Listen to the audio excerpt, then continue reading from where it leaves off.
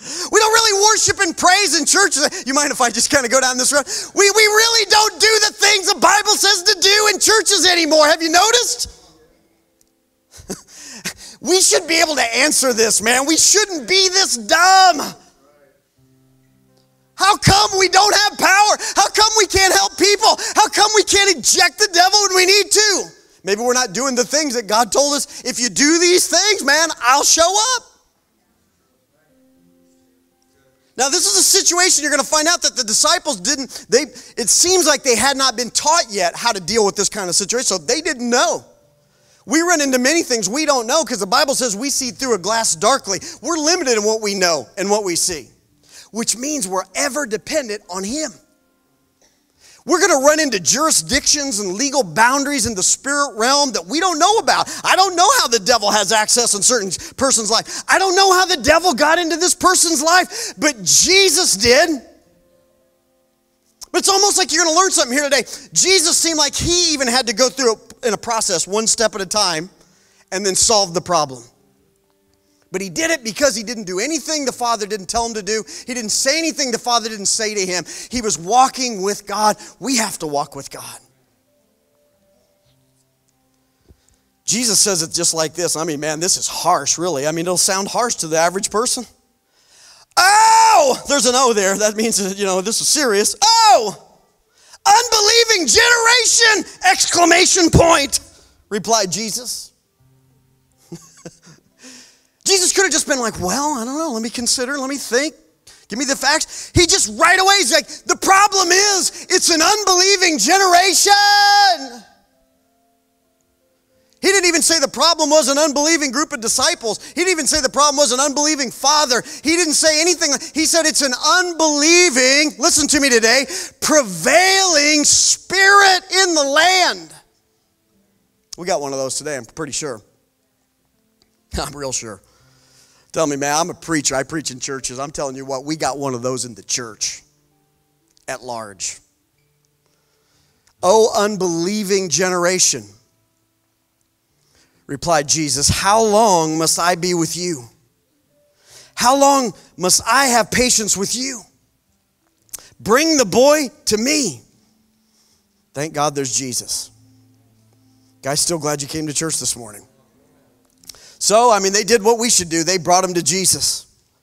And the spirit, when he saw Jesus, now this is what spirits do. When the spirit, the evil spirit saw Jesus, the evil spirit that caused the boy not to be able to speak. And it says further also not to be able to hear as a deaf and dumb spirit in another place. That spirit, when he saw Jesus, what do you think it did?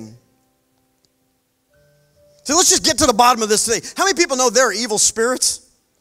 How many people know there's a devil that wants to stop what God sent Jesus to do? There's a devil that wants to stop what God sent you to do. There's a devil that wants people to come in sick and leave sick, come in unsaved, leave unsaved. There's a devil that wants you to never, ever say anything to anybody about Jesus so you don't transfer the sperm.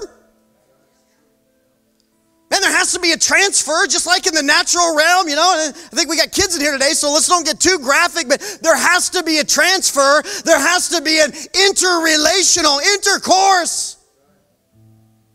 There's somebody that doesn't want you to do it. That's just how powerful it is. And when that somebody clashes with that somebody, something happens every time. This is one of those cases, by the way, where we've been looking at people over the last several months that the Lord said to them, it's something about your faith that caused the miracle to transpire. So the faith of the person had something to do with the miracle. Jesus says this later in this situation. Stick with me. So they brought him to Jesus, and the spirit, when he saw Jesus, immediately threw the youth into convulsions so that he fell to the ground and rolled about foaming at the mouth. Man, I thought Jesus was on the scene. Even Jesus himself said, I'm here. Getting tired of being here all the time for you people, but I'm here. Bring him to me. And the first thing that happens, the devil comes up and creates a scene. You're not going to get an answer. It's not going to happen for you. Not today, Jesus. Nah. We don't know what to do with him. The devil's first line of defense always is that, to try to get you talked out of opening your heart, to try to get you talked out of whatever God said is true. He wants you to close your mind to it so that nothing penetrates down through your mind into the depth of your heart, and then you don't start to act like it's true. And then when you act like it's true, guess what happens? You reestablish what was in your mind, and it keeps sinking down into your heart, and you keep doing it, and there's a stronghold for God built in your life. What he wants to do is reverse that and make sure there's a stronghold for the devil built in your life. I just can't believe. I can't see how it could be true. I'm not sure. I'm not going to do anything.